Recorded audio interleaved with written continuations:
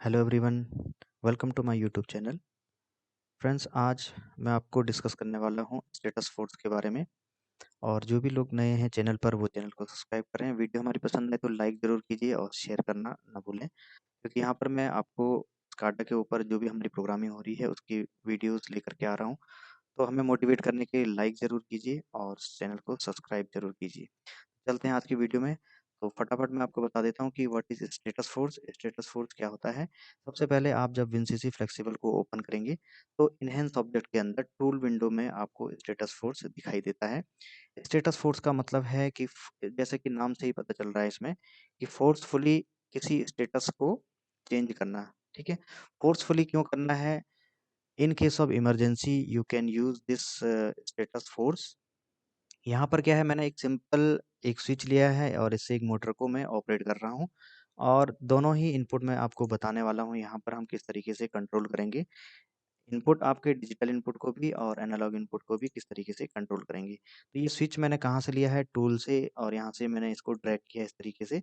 और यही आपका सर्किल भी ड्रैग किया है। ठीक है, और यहाँ पर लिखने के लिए मैं यूज़ कर लेता हूँ यहाँ पर टेक्स्ट फील्ड को। यहाँ पर हम कुछ भी इसमें लिख सकते हैं टेक्स्ट फील्ड पर। तो इसके लिए आप टेक्स्ट फील्ड को यूज़ कर सकते हैं। और यहाँ पर मैंने कुछ आईओ फील्ड लिए हैं जिनमें मैं यहाँ पर आईओ फील्ड पर कोई भी इनपुट और आउटपुट के लिए हम इनको दोनों के लिए यूज़ करते हैं। ठीक है, तो कैसे हम यूज़ करेंगे मैं आगे आपको बताऊँगा। अभी जस्ट आप देख लेते हैं कि मुझे यहाँ पर क्या करना है। ये आपकी स्टेटस फोर्स की विंडो है, उसको आपको इनहेंस ऑब्जेक्ट से यहाँ से ड्रैग कर लेना है। जैसे ये है, तो यही विंडो मैंने ड्रैग करी है। ठीक है, तो इस विंडो को आपको क्या करना है, ड्रैग करके स्क्रीन पर ले आना है। इसी विंडो स्क्रीन पर आपको अपने इनपुट्स को कंट्रोल करना है फोर्सफुली। ठीक है, इसके लिए मैंने एक छोटा सा प्रोग्राम बना दिया है लेटर के अंदर, क्योंकि मैं आपको दोनों ही लेटर में भी और यानी कि सिमेट्रिक मैनेजर और विनसीसी फ्लेक्सिबल दोनों में ही इसको रन करके दिखाऊंगा। ठीक है, क्योंकि हमारा जो विनसीसी फ्लेक्सिबल है इसका मेन कंट्रोल क्या है, इसका काम क्या है, मॉनिटर और कंट्रोल करना। तो मॉनिटर के लिए हम इसको विजुअलाइज करेंगे और कंट्रोल के लिए हम इसकी पीएलसी में जा करके इसको कंट्रोल कर सकते हैं। यहाँ पर मैंने नॉर्मली एक मेमोरी इनपुट लिया है M0.0 और इस मोड से एक आउटपुट फिजिकल आउटपुट को ड्राइव किया है Q0.0 को, और एक मोटर है। ठीक है, मेमोरी इनपुट मैं यहाँ पर इसलिए ले रहा हूँ क्योंकि मैं आपको सिमुलेशन करके बताऊंगा, क्योंकि फिजिकली मैं कंट्रोल नहीं कर सकता अपने आउट इनपुट को आपकी HMI स्क्रीन से। तो पुरानी वीडियो में मैं डिटेल से इसको बता चुका हूँ, आप उस वीडियो को देख सकते हैं कि हम क्यों नहीं फिजिकल इनपुट को कंट्रोल करते हैं अपनी स्क्रीन के ऊपर। क्योंकि फिजिकली केवल वो क्या होता है, फील्ड से ही कंट्रोल होता है। यहाँ पर अगर मुझे आपको दिखाना है तो मुझे इसको मेमोरी में लेना होगा। मेमोरी इनपुट से मैं अपने आउटपुट को ड्राइव करा सकता हूँ। ठीक है, और आप दूसरा एक और चीज़ है कि अगर मुझे केवल मोटर को ही ड्राइव करना है तो मैं उसको फिजिकल मुझे लगाने की ज़रूरत भी नहीं है। अगर वो पीएलसी से कनेक्टेड है तो मैं उसको एचएमआई स्क्रीन से डायरेक्टली ऑपरेट कर सकता हूँ। ठीक है, तो फिजिकल सेंसर यहाँ पर आप चाहो तो लगा सकते हैं, अदरवाइज आप स्क्रीन से ही उसको कंट्रोल कर सकते हैं इजीली, क्योंकि फिजिकली तो आपका Q0.0 तो इनेबल हो ही रहा है। ये इसका Q0.0 आपका पीएलसी के आउटपुट पर एग्जिस्ट करता है। तो अब चलते हैं प्रोग्राम के ऊपर। तो सबसे पहले मुझे कर लेना है कनेक्शन, तो मैं कम्युनिकेशन से जाऊंगा और कनेक्शन कर लूंगा। यहाँ पर अगर आपको ब्लैंक विंडो दिखती है तो आपको यहाँ पर डबल क्लिक कर लेना है, तो ये इस टाइप के कनेक्शन आपको आ जाते हैं। ठीक है, तो कनेक्शन में यहाँ पर आपका विनसीसी फ्लेक्सिबल का इंटरफेस की डिटेलिंग और एचएमआई डिवाइस की डिटेलिंग, नेटवर्क की डिटेल और पीएलसी की डिटेल दिख रही है। तो ये आप देख सकते हैं, जिसमें बॉड रेट वगैरह और कौन सा आपने टाइप लिया है वो सारी इन्फॉर्मेशन इसके अंदर होती है। तो इसको कनेक्शन बनाने के बाद इसको कट कर लेना है। क्यों कनेक्शन हमें इसलिए बनाना है, क्योंकि हम पीएलसी से कम्युनिकेट कर रहे हैं अपने स्क्रीन को, तो कनेक्शन होना ज़रूरी है। उसके बाद आपको टैग बनाने हैं। तो टैग के लिए आपको क्या करना है, यहाँ पर डबल क्लिक करना है और आपने जितने भी इनपुट आउटपुट हैं उनके लिए आपको यहाँ पर टैग लिखने हैं। ठीक है, तो मैं फटाफट टैग यहाँ पर लिख लेता हूँ। तो सबसे पहले मेरे पास में एक स्विच का टैग है और उसके बाद है मेरे पास में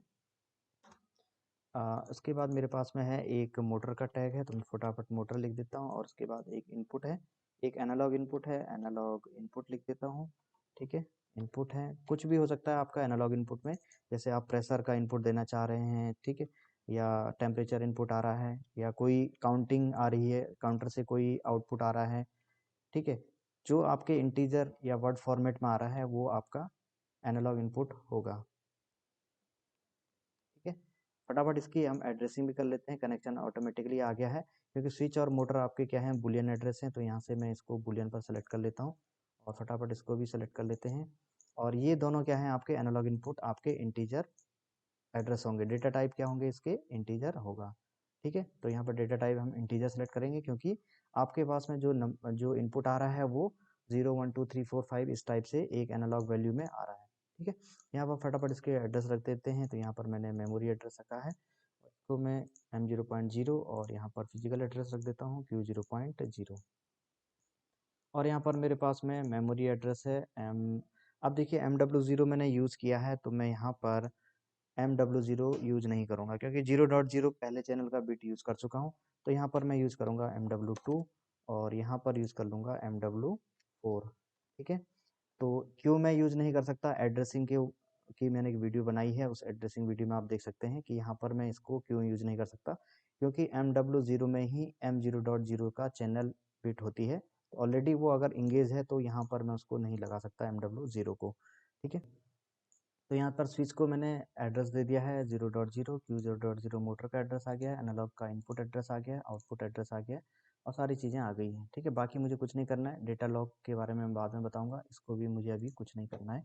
तो यहाँ पर आ जाते हैं और इनको टैग फटाफट असाइन कर लेते हैं। इसको डबल क्लिक करके आपको इसकी जनरल प्रॉपर्टी पे जाना है और इसको टैग असाइन कर देना है, टैग इसको स्विच का अप्लाई करना है। उसके बाद मैं आ जाता हूँ आपके मोटर पर और इसको एनिमेशन प्रॉपर्टी अप्लाई करनी है और यहाँ से इसको मोटर का एड्रेस प्रोवाइड करना है और यहाँ से इसका टाइप भी सेलेक्ट करना है क्योंकि ये एक आपका बिट ऑपरेशन है, यानी कि 10 टाइप ऑपरेशन है, तो ऑटोमेटिकली यहाँ पर 0 और 1 आपके आ जाते हैं। और यहाँ पर आपने इसको बैकग्राउंड कलर भी दे दिया है कि जब ये ऑन होगा तो कैसा दिखना चाहिए। और यहाँ पर मैं इस तरीके से सेटिंग कर देता हूँ। फ्लैशिंग आप चाहते हैं तो आप यहाँ पर यस कर सकते हैं, अदरवाइज नो कर सकते हैं। तो मैं यहाँ पर यस कर देता हूँ फ्लैशिंग। ठीक है, अब यहाँ पर आईओ फील्ड को आपको इनपुट्स वगैरह देने हैं, तो जनरल टैग में इसको अप्लाई करेंगे। आप इसको किसके लिए यूज़ करना चाहते हैं, इनपुट इनपुट आउटपुट या आउटपुट के लिए, तो मैं इसको इनपुट के लिए यूज़ करना चाहता हूँ। और इसका जो प्रोसेस टैग है वो है एनालॉग इनपुट, तो इस प्रोसेस टैग से ये कंट्रोल होगा। ठीक है, इसको डबल क्लिक कर दिया। उसके बाद फॉर्मेट पर देखेंगे कि आपको क्या चाहिए। अगर आपने बाइनरी में देखना है, डेसिमल में देखना है, डेट टाइम में देखना है, हेक्साडेसिमल में, कौन से फॉर्मेट में आपको यहाँ पर दिखना चाहिए, तो वो आपने कहा कि मुझे डेसिमल में दिखना है। और इसका थोड़ा सा और इसको चीज़ें सही कर लेते हैं। तो प्रॉपर्टी में जा करके मैं इसके टेक्स्ट का प्लेसमेंट सही कर देता हूँ। अभी ये अलाइनमेंट लेफ्ट है, तो इसको सेंटर कर देते हैं और इसको मिडिल कर देते हैं। इसको भी हम फटाफट इनपुट दे देते हैं और इसका जनरल टैग में जाकर के इसको मैंने आउटपुट के लिए यूज़ किया है और यहाँ पर मैं इसको एनालॉग आउटपुट के लिए यूज़ करूँगा MW4। और इसको भी आप रहने देते हैं डेसिमल में और यहाँ पर प्रॉपर्टी में जा करके इसके भी टैक्स को सेट कर देते हैं। ठीक है, तो ये तो मैंने असाइन कर दिए अपने टैक्स। और अगर आप चाहें तो इसके यहाँ से फॉन्ट भी बढ़ा सकते हैं इसका। यहाँ पर 16 कर दिया मैंने, इसको भी मैं 16 कर देता हूँ, थोड़ा सा बड़े आइटम में मुझे दिखेगा। ठीक है, अब मुझे यहाँ पर कुछ भी नहीं करना है, स्टेटस फोर ऑटोमेटिकली मुझे यहाँ पर डिजाइन करना होगा आफ्टर कंपाइलिंग। तो ये मेरा टैगिंग हो चुकी है। अब मुझे प्रोग्राम को सेव कर लेना है। सेव करने के बाद प्रोग्राम को रन कर लेना है और रन करके मैं इसमें सबसे पहले अपने स्टेटस फोर्स को डिजाइन करूँगा। तो स्टेटस फोर्स क्या है, इन इमरजेंसी टाइम। यहाँ पर कुछ एरर मुझे देखने को आई थिंक मिल रहा है, तो मुझे आउटपुट पर देखना है। तो यहाँ पर invalid reference parameter for system, इस पर क्लिक करूँगा। तो यहाँ पर कुछ सेटिंग ऑलरेडी हुई है गलत, इसको मैं हटा देता हूँ। ठीक है, अगेन मैं इसको सेव कर देता हूँ। तो कंपाइलिंग में हमें देखना है कि कंपाइल होते समय कोई एरर तो नहीं आ रही है, उसको भी चेक करते रहना है। व्यू से जाके आउटपुट विंडो में हमें यहाँ पर कंपाइल एरर दिखने को मिलती है। तो यहाँ पर जैसे मैं रन करूँगा तो अगेन यहाँ पर देखेंगे कि ये कंपाइल हो रहा है। और अगर ये स्क्रीन आपकी आ जाती है तो ये ऑटोमेटिकली कंपाइल हो जाता है। ठीक है, यहाँ पर आप देखेंगे कि यहाँ पर ऑप्शन आकर के आ गया है आपका कनेक्शन का। तो यहाँ पर आपने कनेक्शन अप्लाई कर दिया है। अगर आप इसको स्टेटस फोर्स अप्लाई करना चाह रहे हैं तो यहाँ पर आपने इसको कर दिया है मेमोरी। और यहाँ पर डेटा टाइप में आपको इसको करना है बूलियन, क्योंकि बूलियन डेटा टाइप है।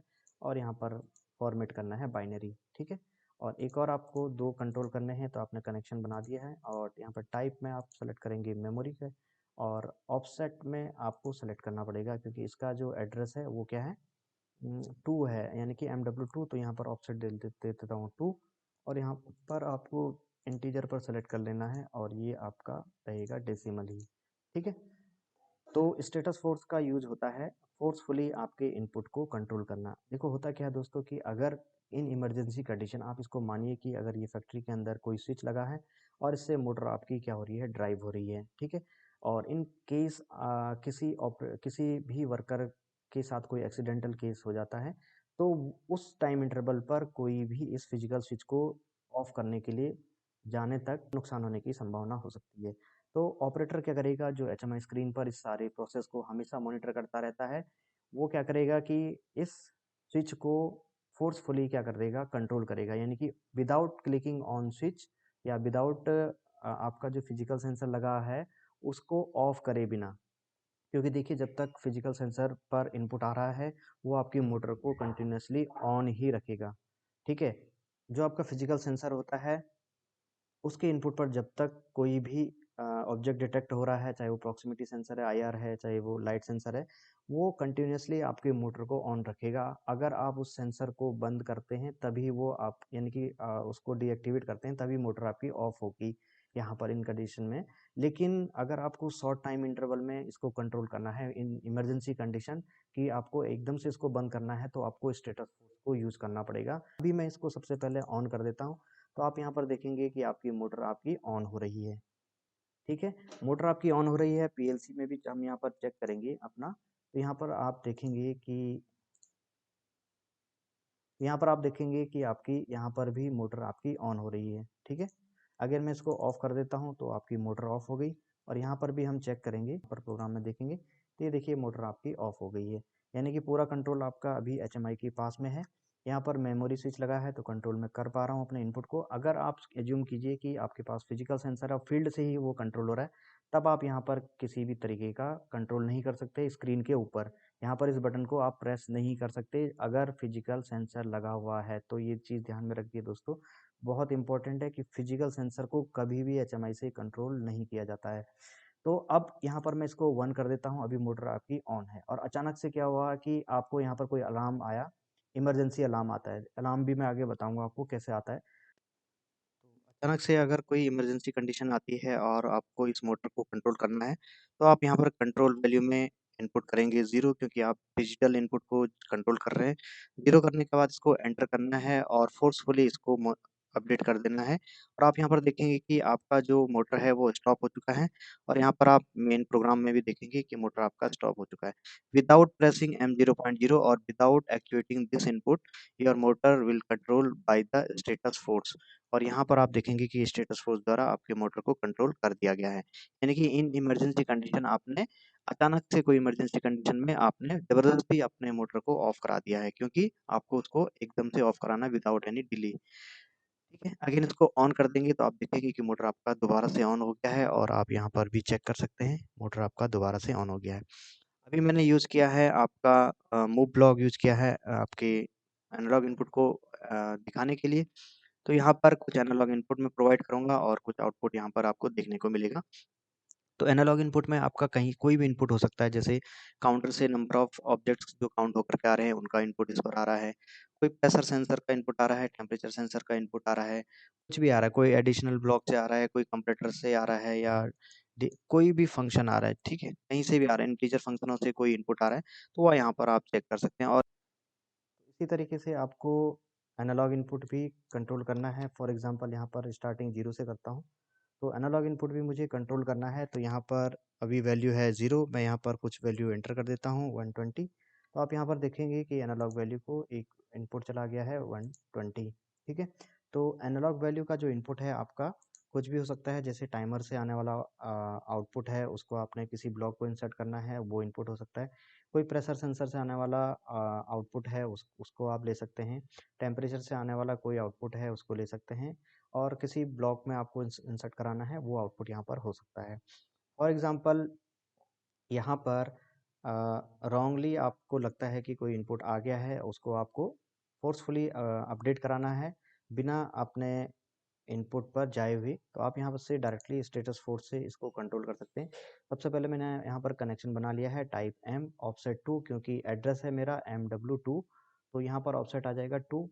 ठीक है, बिट में कुछ नहीं रहेगा क्योंकि इंटीजर टाइप है, डेटा टाइप इंटीजर है, फॉर्मेट मैंने डेसिमल रखा हुआ है। तो यहाँ पर अभी वैल्यू है 120, तो मैं यहाँ पर कर देता हूँ 100। और इसको एंटर करने के बाद आपको मॉडिफाई वेरिएबल कर लेना है।